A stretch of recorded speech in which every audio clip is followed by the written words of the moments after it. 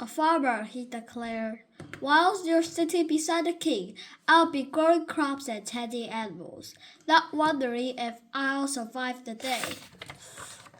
Kay grinned. Father would be pleased to hear that. At least one of his sons will carry on his good name. He glanced at Arthur. You're not cut out for battle anyway.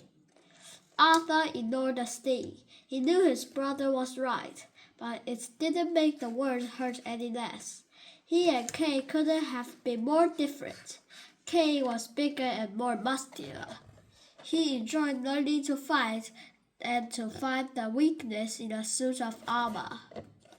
Arthur was skinny and took no pleasure in either, but despite their differences and Kay's constant teasing, Arthur knew that they would always be there for each other, no matter what.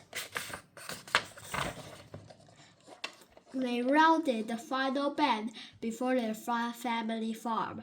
They stopped. Up ahead, an old man holding a wooden staff stood by a rickety cart. His horse nervously pawed at the ground, whilst three men raided the goods he carried. Instantly, Kay's hand flew to the sword at his side, but Arthur grabbed his arm before he could pull the weapon free. Kay glared. "What are you doing?" he demanded angrily, trying to shake himself free. Arthur only tightened his grip. "Stopping you before you do something stupid." Finally, pulling himself free, Kay moved away from Arthur, sword sliding from scabbard. "What would you rather we do, Arthur? Hide whilst they steal from old man?" Guilt flooded Arthur. How could he even think about running away when the poor old man was being robbed right in front of them? Swallowing hard instead, Arthur looked to Kay. "What should we do?" he whispered urgently. Thankfully, the robbers were far too preoccupied with the old man to notice two boys on the road ahead.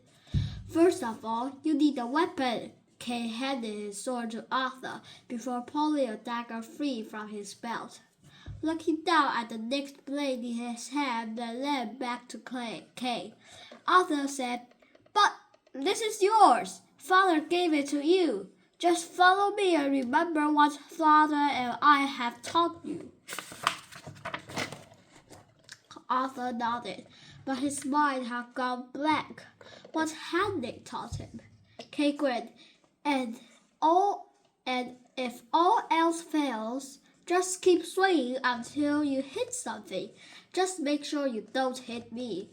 With that, Kay raced towards the cart, his dagger held high, screaming a war cry that could strike fear into the hearts of even the bravest knight.